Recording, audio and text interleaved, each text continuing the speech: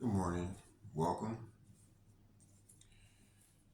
Well, the year 2023 is almost over. So I'm going to make a video. I wasn't planning on making a video today, actually. I was going to take a break into New Year's, but I'll see why.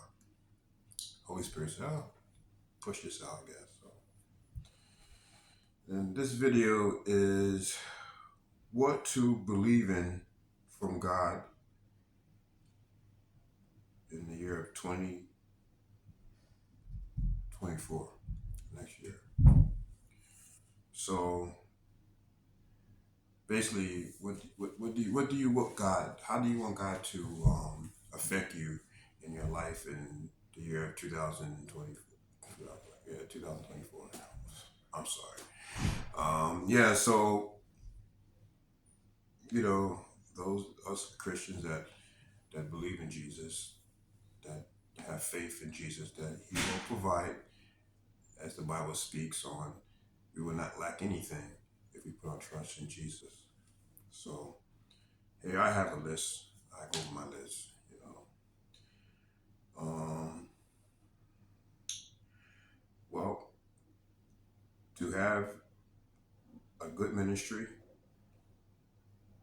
in Asia, because as I said in my other videos, I plan on moving to Asia and start a ministry over there, and to have healthy finances to fund the ministry in Asia, um, to basically find a new home in Asia, um, to find a Orthodox Russian spouse, which I'm working on that right now. You know, yeah, those are just a few things that I put down for my New Year's faith in Jesus.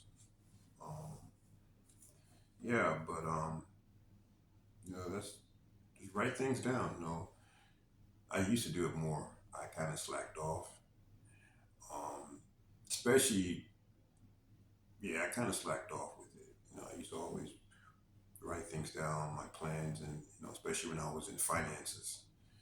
I used to always do that. I stopped doing it, but yeah. So it's good to write all the things down and pray over it and take it to the Lord and believe. This is another thing. I make mistakes too doing this. When we pray, take something to the Lord. Act like it's all. Act like this has already been given to you. Okay, as it says in the Bible. You know, ask it shall be. Ask it has already. It's already been given to you. Okay, that's how much faith we have. You have to have that faith. You know, ask when whatever you ask for, it's already been given. So, um, yeah,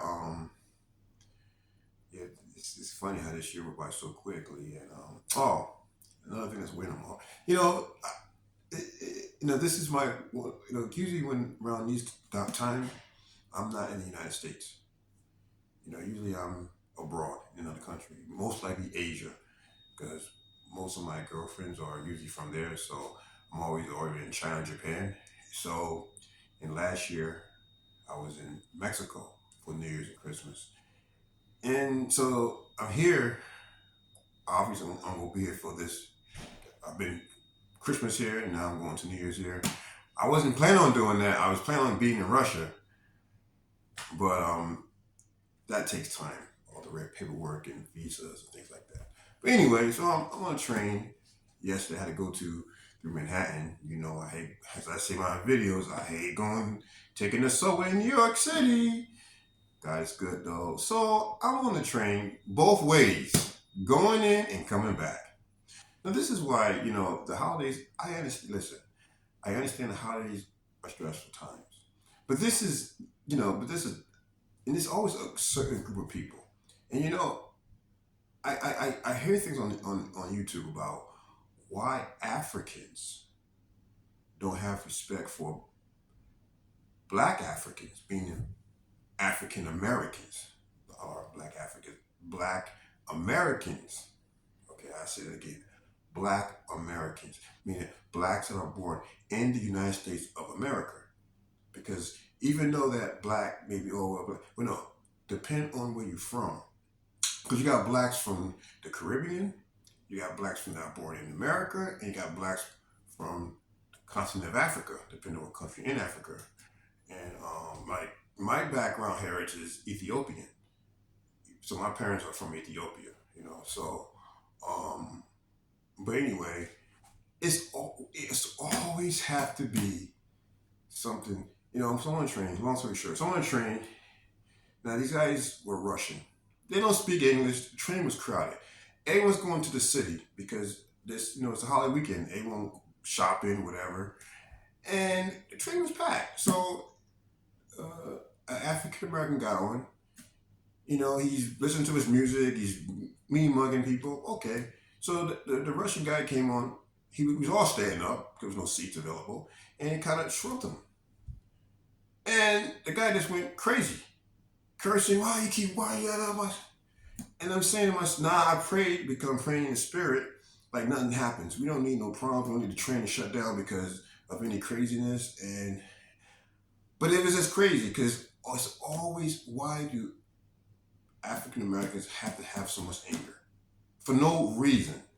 This guy is bumped in, okay, sorry, no problem. And I guess he did it again because the train, the subways, if you ever been on New York City subways, you know how they are. And he just I thought it was going to be a fight, literally. And he had his family there. I thought I would have to, because, I'm not going to, this guy's Russian, I'm not going to, no. Certain things I'm not going to allow, but it's just crazy. So going back, there was this Chinese lady, train's crowded, it stops at Chinatown, and there was an African American woman. One was a male coming in, going back, the other one was a female, but it's African American. She had a kind of older son, I guess the guy was like 16, a teenager, and we stood at Chinatown, and I guess they were trying to get in and get a seat, even though train was already crowded. So it was a little old Chinese lady, I guess, bumped into the black lady, and she got all crazy, cursing, watch with it, you're going in. And I said to myself, it's an old lady. The lady had to be like 80 years old. She was trying to get a seat. Why are we not in the holiday spirit? People are so, and it's always the African Americans. We need to really pray for them. And listen, I love everybody. I'm not picking, and I know some of my videos, it's like I'm picking on African Americans, but actually I'm not, because it's always them doing something crazy. And this is one reason why a lot of people don't want to be dealing with African Americans. It's not to be discriminative on, it's because the way they carry themselves. This lady is 80 years old. Why are you cursing? It's not like gonna fight. You're gonna fight it. You're in your 20s, 30s maybe. This lady this African American was younger than me. I'm 48. She had like 30 something, maybe 36, 35, whatever. Why are you getting over an old lady bumping into you? If anything, excuse me. We respect our elders. See, this is every generation is different, and I understand. Look, like I say, it's just it really I have to pray on it more and more. But this is why the African American community are treated usually the way they get treated,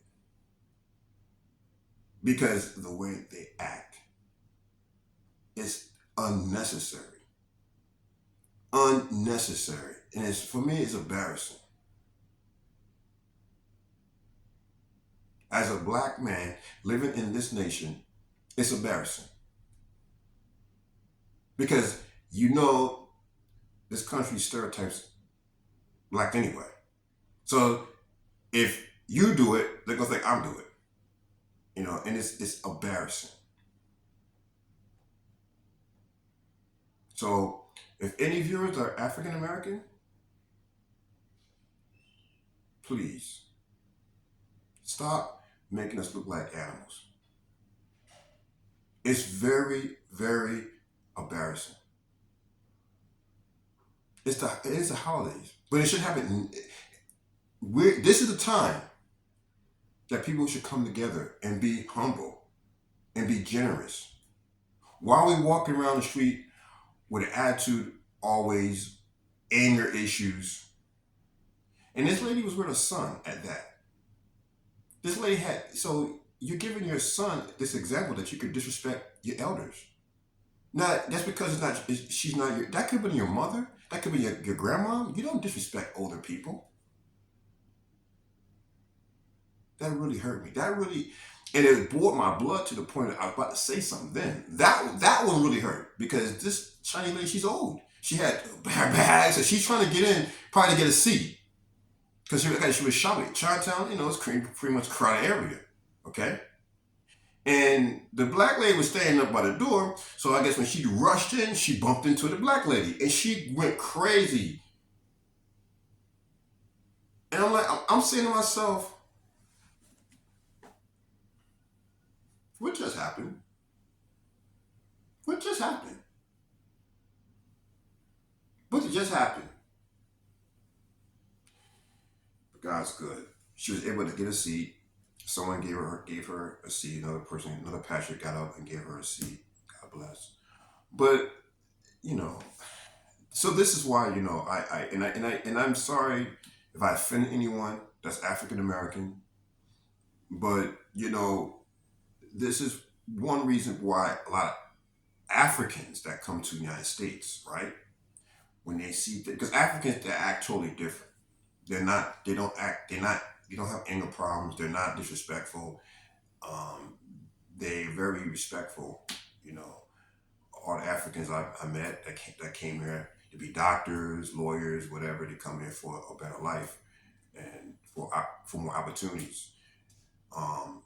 But when they see the American blacks that are born and raised in America acting like a bunch of, this is why Africans despise African Americans. Because if anything, the blacks that are born here should take after them. Because they're raised to respect their elders. They're raised to respect people in general. Despite the things you hear about Africa. But still, they're family-oriented people. Africans are family-oriented people. So, if anything, the African Americans need to take after the Africans that come to this country. I'm sorry for making a video like this. This is just something the Holy Spirit, I guess, told me to really put out here. I meant to more talk about what do you want God to work on your goals for the next year, but that just came up because that it was really disturbing to see these two incidents happen yesterday as I was going for shopping. Because like I say, I'm usually not around in the U.S. for holidays. This is for one of the first holidays in a long time that I actually stayed in the United States. But to see how people are acting around the holidays is like, wow, this is the holidays. People are supposed to be, relaxing, be generous, help people.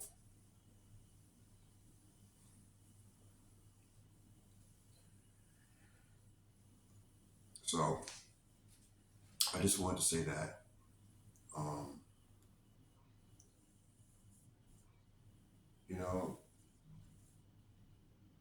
I know we're going through hard times, but everything's not always doom and gloom.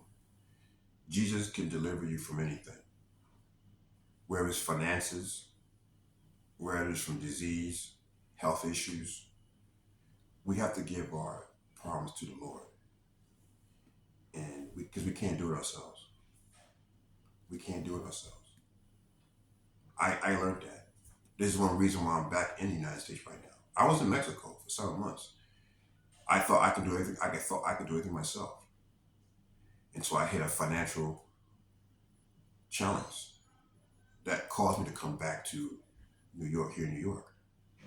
If I would have put all my trust in Jesus in the beginning of the project I was working on, I would not. I would have been successful. But I wanted to do it myself. This is what actually turned me to Jesus. I had to surrender myself to Jesus because there's nothing in this world that's going to help you. Even if I did have all the money in the world. Now, money can't help. Money's just a tool. Money's not good. Money's not bad. It's what you do with the money. And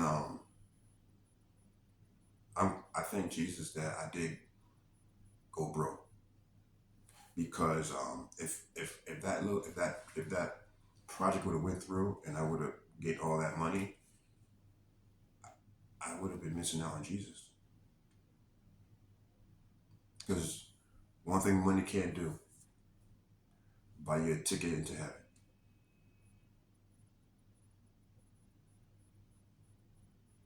It cannot buy you a ticket into heaven. The Bible speaks, it's easier for a camel to go through an eye of a needle. Do you know how small an eye of a needle is? I can't even put my finger through an eye of a needle. Now a camel walking through an eye of a needle. That's what the word says. It's easier for a camel to go through an eye of a needle than it is for a rich man, a wealthy man to go to heaven. And I could understand that. Why? Because even though I wasn't rich, but I was well off.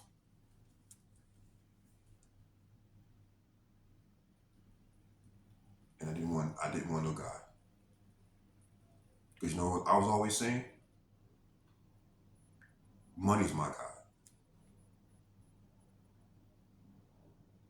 You ever look at any U.S. currency, whether it's a coin or a dollar bill? What does it say on it? In God we trust. And I was always saying, I trust this. This is my God. You know what happened? When I went to Mexico, Jesus made me eat those words. He made me eat those words. Because that wasn't my God. And he removed a lot of things from me. He removed a lot. See, God gives us free will. He does. He gives us free will. But sometimes the ones that he loves, he will intervene. He did that to me. I'm in Mexico. He got me in a situation where I had no choice but to turn to Jesus. Because I was on that breaking point. It was either turn to Jesus or take my life, which I was about to do in Mexico. I was about to take my own life right there.